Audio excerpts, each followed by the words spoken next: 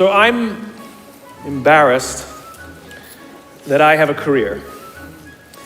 I talk about things like trust and cooperation, and there should be no demand for my work. But the fact of the matter is there is demand for my work, which means that there's an opportunity. It means that trust and cooperation are not yet standard in our organizations, and yet they should be, and we know that, which is why we're looking for ways to bring those things to our organizations. So I thought I would do something a little different today. You know, when you're speaking to tens of thousands of people and you have the opportunity to share a message, of course, most rational people would say, let's go with something I've talked about lots of times and I'm really good at, but I'm not normal, so I'm going to do something completely new, and I hope this works out. There are two things that I think that great leaders need to have: empathy and perspective. And I think these things are very often forgotten.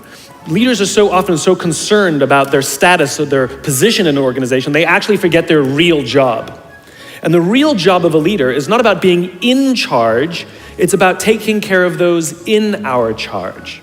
And I don't think people realize this, and I don't think people train for this. When we're junior, our only responsibility is to be good at our jobs. That's all we really have to do. And some people actually go get advanced educations so that they can be really good at their jobs, accountants or whatever, right? And you show up and you work hard, and the company will give us tons and tons of training how to do our jobs. They'll show us how to use the software, they'll send us away for a few days to get trained in whatever it is that we're doing for the company. And then they expect us to go be good at our jobs. And that's what we do. We work very hard. And if you're good at your job, they'll promote you. And at some point, you'll get promoted to a position where we're now responsible for the people who do the job we used to do, but nobody shows us how to do that. And that's why we get managers and not leaders.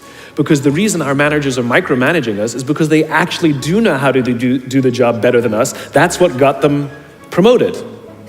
Really what we have to do is go through a transition. Some people make it quickly, some people make it slowly, and unfortunately some people will never make that transition at all. Which is we have to go through this transition of being responsible for the job and then turning into somebody who's now responsible for the people who are responsible for the job. And as I said before, one of the great things that is lacking in most of our companies is that they are not teaching us how to lead. And leadership is a skill like any other. It is a practicable, learnable skill. And it is something that you work on. It's like a muscle. If you practice it all the days, you will get good at it and you will become a strong leader. If you stop practicing, you will become a weak leader. Like parenting, everyone has the capacity to be a parent. Doesn't mean everybody wants to be a parent, and doesn't mean everybody should be a parent. Leadership is the same. We all have the capacity to be a leader. Doesn't mean everybody should be a leader, and it doesn't mean everybody wants to be a leader. And the reason is because it comes at great personal sacrifice. Remember, you're not in charge, you're responsible for those in your charge. That means things like when everything goes right, you have to give away all the credit. And when everything goes wrong, you have to take all the responsibility. That sucks, right? It's things like staying late to show somebody what to do. It's things like when something does actually break, when something goes wrong, instead of yelling and screaming and taking over, you say, try again. When the overwhelming pressures are not on them, the overwhelming pressures are on us. At the end of the day, great leaders are not responsible for the job. They're responsible for the people who are responsible for the job. They're not even responsible for the results. I love talking to CEOs and say, what's your priority? And they put their hands on their hips all proud and they say, my priority is my customer. I'm like, really? You haven't talked to a customer in 15 years. There's no CEO on the planet responsible for the customer. They're just not. They're responsible for the people who are responsible for the people who are responsible for the customer. I'll tell you a true story. A few months ago, I stayed at the Four Seasons in Las Vegas. It is a wonderful hotel. And the reason it's a wonderful hotel is not because of the fancy beds. Any hotel can go and buy a fancy bed. The reason it's a wonderful hotel is because of the people who work there. If you walk past somebody at the Four Seasons and they say hello to you, you get the feeling that they actually wanted to say hello to you. It's not that somebody told them that you have to say hello to all the customers, say hello to all the guests, right? You actually feel that they care. Now, in their lobby, they have a coffee stand. And one afternoon, I went to buy a cup of coffee, and there was a barista by the name of Noah who was serving me. Noah was fantastic. He was friendly and fun, and he was engaging with me, and I had so much fun buying a cup of coffee, I actually think I gave 100% tip, right? He was wonderful. So as is my nature, I asked Noah, do you like your job? And without skipping a beat, Noah says, I love my job. And so I followed up. I said, what is it that the Four Seasons is doing that would make you say to me, I love my job? And without skipping a beat, Noah said, throughout the day, managers will walk past me and ask me how I'm doing, if there's anything that I need to do my job better. He said, not just my manager, any manager. And then he said something magical. He says, I also work at Caesar's Palace. And at Caesar's Palace, the managers are trying to make sure we're doing everything right. They catch us when we do things wrong. He says, when I go to work there, I like to keep my head under the radar and just get through the day so I can get my paycheck. He says, here at the Four Seasons, I feel I can be myself. Same person, entirely different experience from the customer who will engage with Noah. So we in leadership are always criticizing the people. We're always saying, we've got to get the right people on the bus. I've got to fill my team. I've got to get the right people. But the reality is, it's not the people. It's the leadership. If we create the right environment, we will get people like Noah at the Four Seasons. If we create the wrong environment, we will get people like Noah at Caesar's Palace. It's not the people. And yet we're so quick to hire and fire. You can't hire and fire your children. If your kids are struggling, we don't say, you got to see at school, you're up for adoption. So why is it that when somebody has performance problems at work, why is it that our instinct is to say, you're out? We do not practice empathy. What does empathy look like? Here's the lack of empathy. This is normal in our business world. You walk into someone's office, someone walks into our office and says, your numbers have been down for the third quarter in a row. You have to pick up your numbers, otherwise I can't guarantee what the future will look like. How inspired do you think that person is to come to work the next day? Here's what empathy looks like. You walk into someone's office, someone walks into your office and says, your numbers are down for the third quarter in a row. Are you okay? I'm worried about you. What's going on? We all have performance issues. Maybe someone's kid is sick. Maybe they're having problems in their marriage. Maybe one of their parents is dying. We don't know what's going on in their lives. And of course it will affect performance at work. Empathy is being concerned about the human being, not just their output. And we have to practice empathy. And one of the groups that we are pretty bad at practicing empathy with is our young millennials. So let me show you what empathy looks like. Listening to understand, trying to understand someone's point of view and disposition. At 100% of the talks that I give or the meetings that I have, invariably, someone will raise their hand and ask about the millennial problem. Apparently, this young generation is unleadable. Apparently, they have confounded every single company in every single industry. And so now it's at the point where companies have given up and are now just asking millennials, what do you want? And so they say, we want free food and bean bags. And so now every company has free food and bean bags, and guess what? Nothing has changed. So what I thought I would do is show you what empathy looks like. How do we practice empathy with someone we don't understand? How do we practice empathy with an organization or a group that we're struggling with, right? So we have to understand that it breaks down to 4 things. I've broken it down into parenting, technology, impatience, and environment. Let's talk about parenting first. Too many millennials have grown up subject to what has been described as a failed parenting strategy. Too many of them were told as they were growing up that they were special, that they can have whatever they want just because they want it. They got medals for coming in last. They got participation medals, right? And the science on this is already good. We know that it devalues the feeling that somebody who works hard and comes in first place, and it actually makes the person who comes in last embarrassed because they know they don't deserve it. So it actually makes them feel worse. It actually doesn't help. There are a lot of kids who got into honors classes, not because they deserved it, but because their parents complained. And they got A's not because they earned them, but because the teachers didn't want to deal with the parents, right? Then those kids graduate and they start a job. And in an instant, they find out that they're not special, that you don't get anything just because you want it. You get nothing for coming in last, and your parents cannot help you get a promotion. And in an instant, their entire self-image is completely shattered. In an instant, the way they view themselves has completely changed, turned on its head. And so what you find is that there's an entire generation growing up with lower self-esteem than previous generations. Remember, they have grown up in an Instagram, Facebook, Snapchat world in which they are very, very good at putting filters on everything.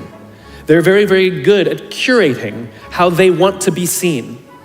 And we think they're full of confidence. They seem to have all the answers. They seem to be telling us what to do. At the end of the day, it's just not there. It's just not true.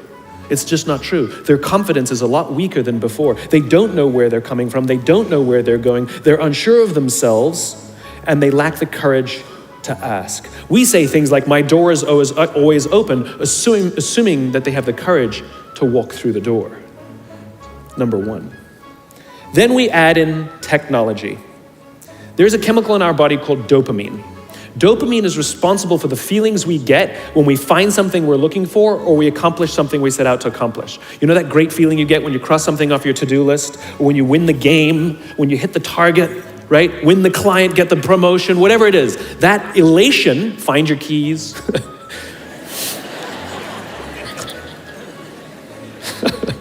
That elation comes from a chemical in our body called dopamine.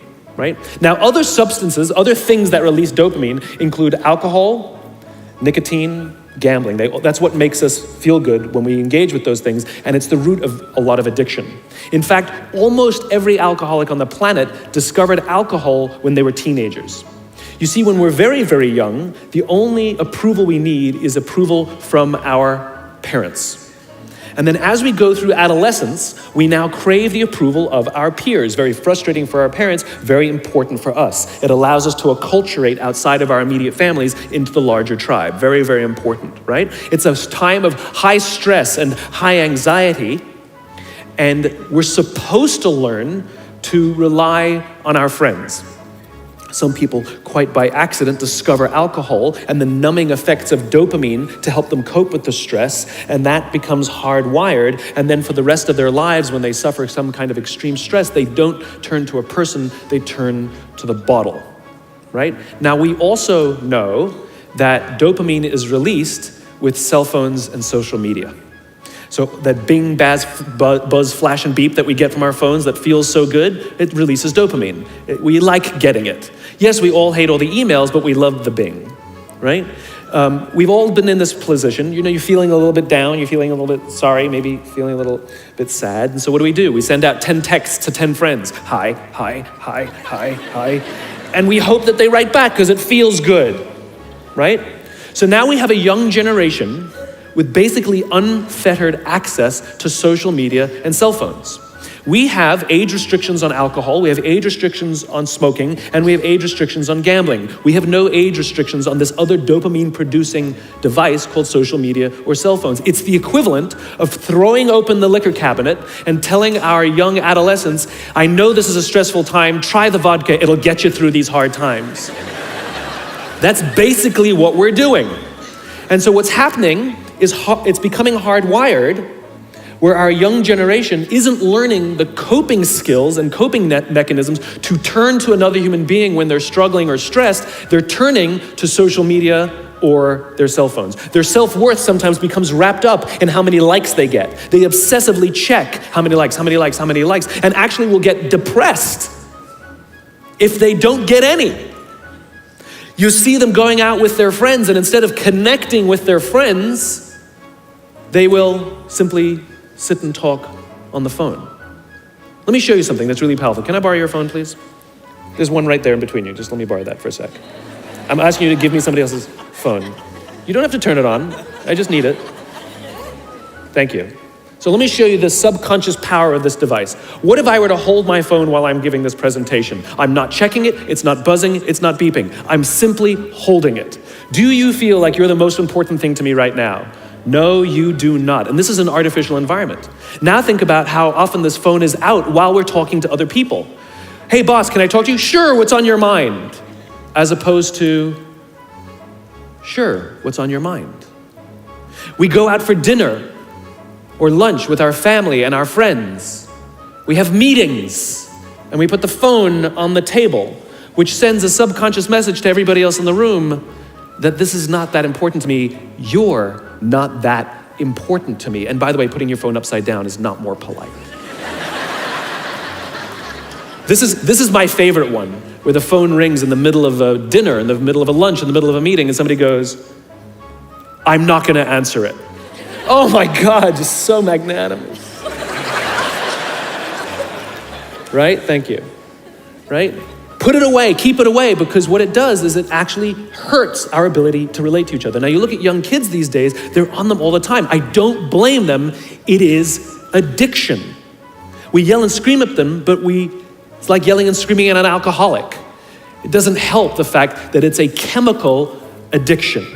Right? So you take an insecure generation that now, through no fault of their own, struggles to cope with stress. They don't know how to cope with and deal with stress. And as they have told me, many of them will admit that they struggle to form deep, meaningful relationships. They will admit that many of their friendships are superficial. Right? That their friends they know would cancel on them if they get a better plan, that they wouldn't really know who to talk to if they get depressed. And maybe they'll turn to an online support group, which is not a real thing. It's not human, right?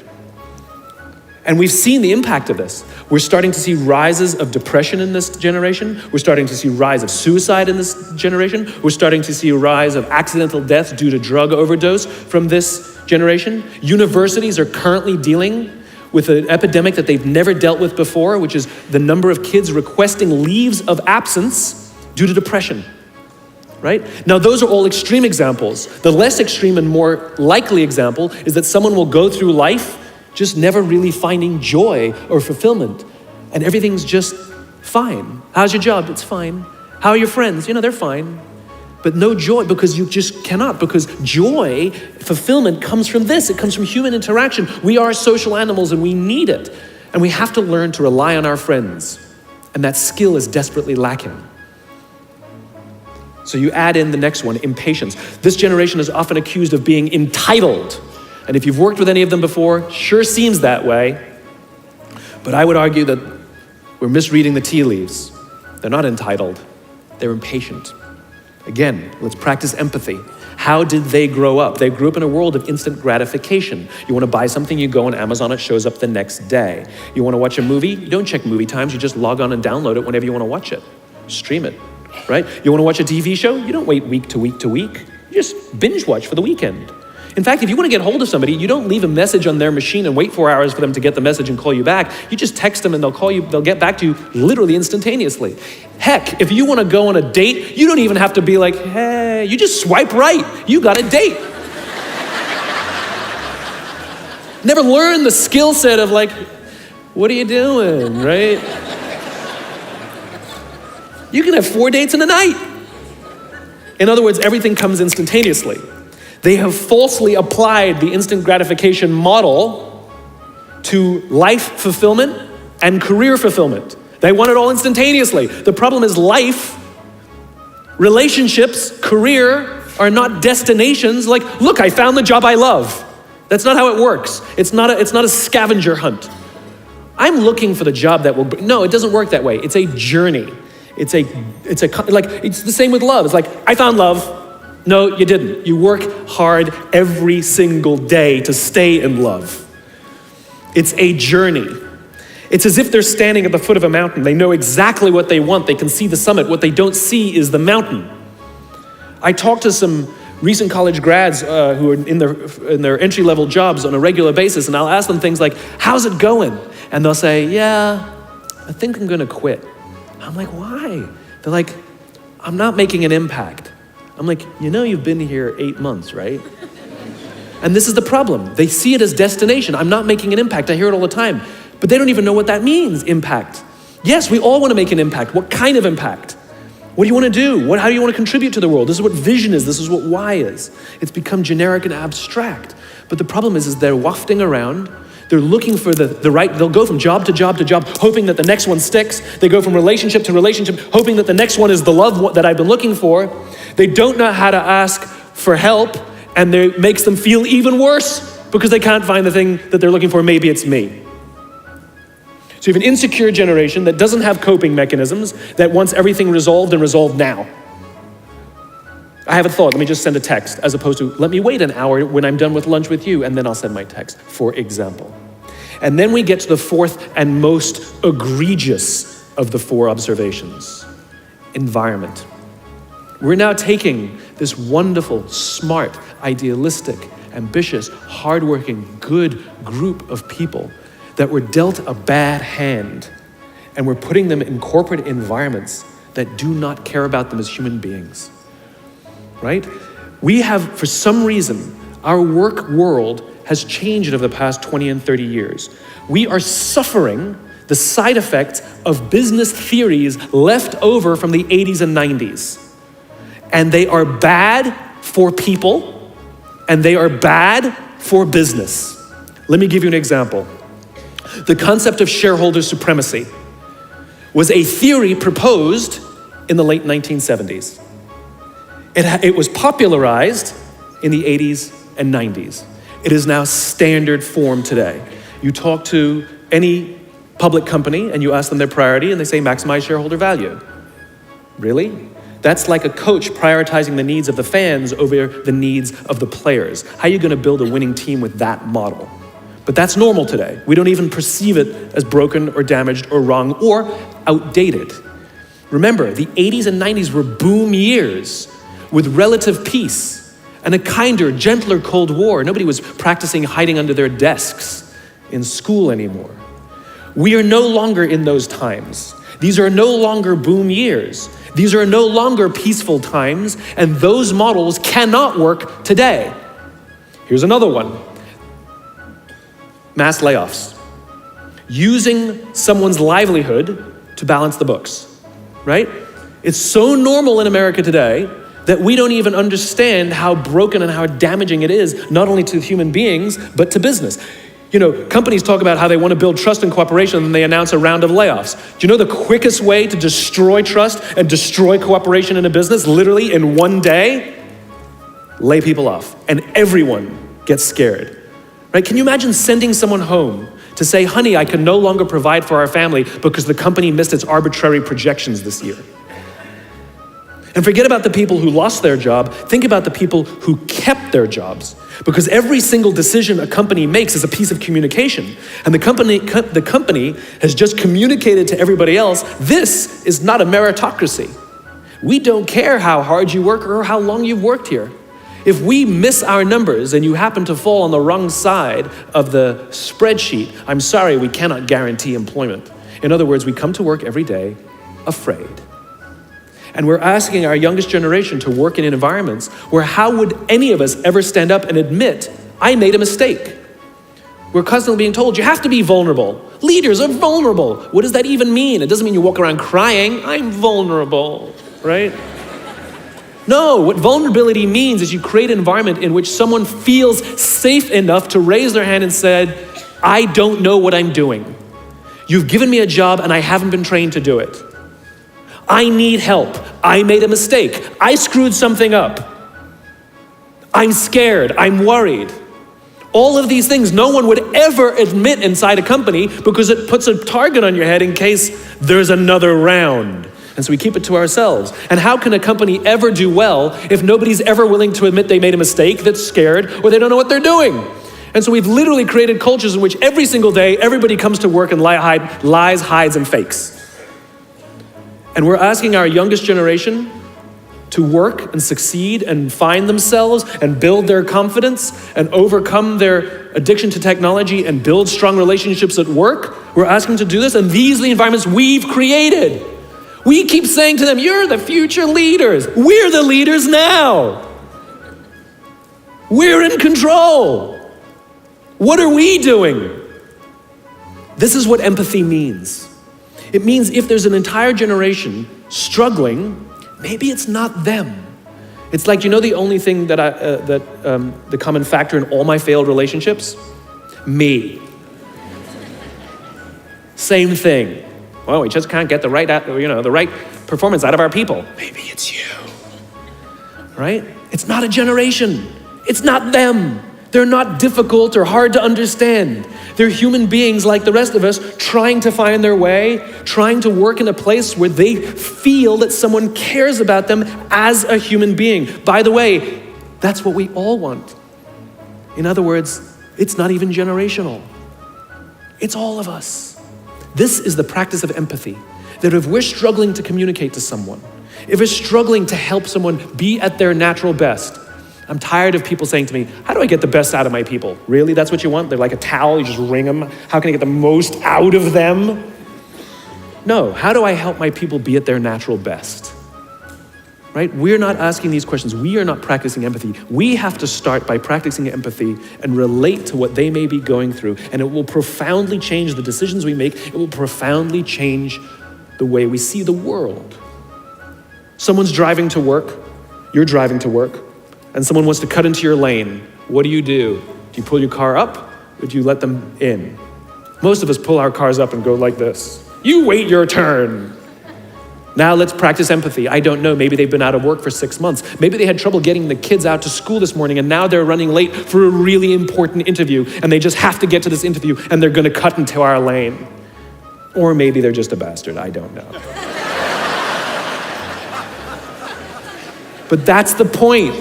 We don't know. We don't know. And the practice of empathy will say, I'll let them in and I'll arrive to work 1 car length late. Right? We don't always have to be right. We don't always have to be in charge. We don't always have to be the one who succeeds. It's not about winning or losing. And that's where I go to the second point. After empathy comes perspective, where it's not about winning or losing. In game theory, there are 2 kinds of games. There are finite games and there are infinite games.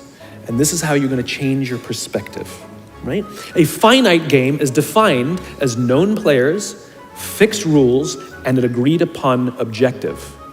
Baseball, for example. We know the rules, we all agree to the rules, and whoever has more runs at the end of 9 innings is the winner, and the game is over. No one ever says, if we can just play 2 more innings, I know we can come back. Doesn't work that way. The game is over, right? That's a finite game. Then you have an infinite game. Infinite games are defined as known and unknown players. The rules are changeable, and the objective is to keep the game in play, to perpetuate the game. When you pit a finite player versus a finite player, the system is stable. Baseball is stable, right? When you pit an infinite player versus an infinite player, the system is also stable, like the Cold War, for example, because there cannot be a winner and a loser. There are no winners and losers in an infinite game, right? It doesn't exist.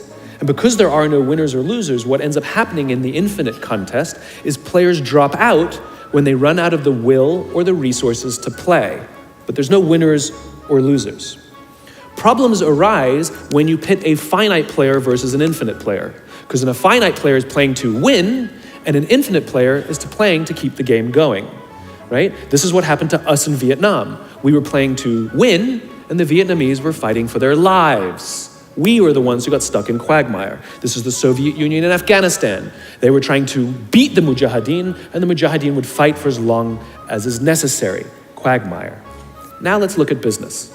The game of business has pre-existed or has existed long before every single company that exists on this planet today. And it will outlast every single company that exists on this planet today. There's no winning the game of business. And the reason is because we haven't agreed to the rules.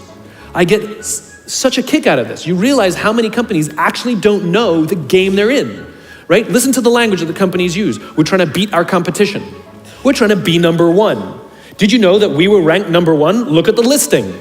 Based on what criteria? Revenues, profits, market share, square footage, number of employees, based on what time frame? A quarter, a year, 5 years, 10 years, 20 years, 50 years, 100 years? I haven't agreed to those standards. How can you declare yourself the winner? How can you declare yourself number one where no one else in the game has agreed to the rules?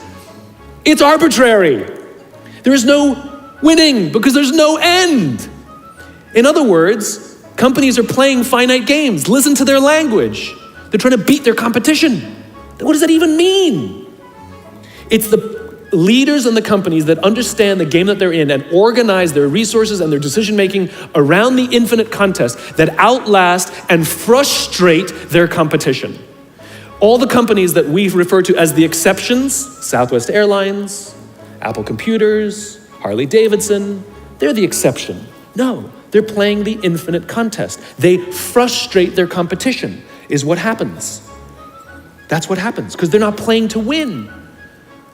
Jim Senegal, the founder of Costco, which is the only real company that gives Walmart a run for its money, he says public companies are looking to succeed for the quarter. He says, we're looking for the next 50 years. You can hear him. He's playing the infinite contest.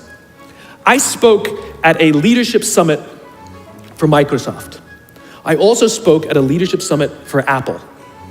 Now, at the Microsoft summit, I would say 70% of the executives, and this was under the Steve Ballmer days, I would say about 70% of the executives spent about 70% of their presentations talking about how to beat Apple.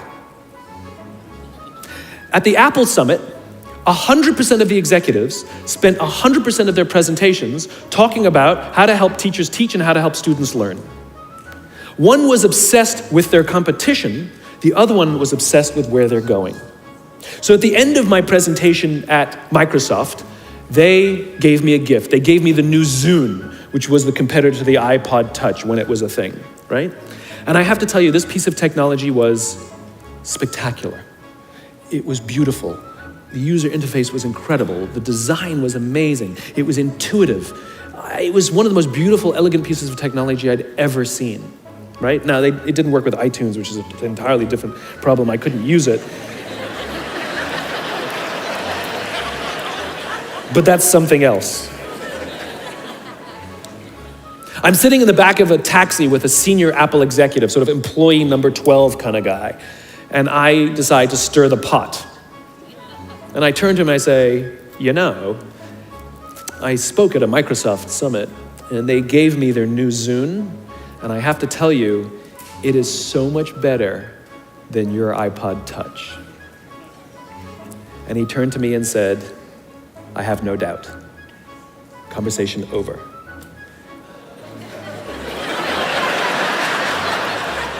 Because the infinite player isn't playing to be number one every day with every product. They're playing to outlast the competition. If I had said to Microsoft, oh, I've got the new iPod Touch, it's so much better than your new Zune, they would have said, can we see it? What does it do? We have to see it. Because one is obsessed with their competition, the other is obsessed with why they do what they do, the other is obsessed with where they're going. And the reason Apple frustrates their competition is because secretly, they're not even competing against them. They're competing against themselves.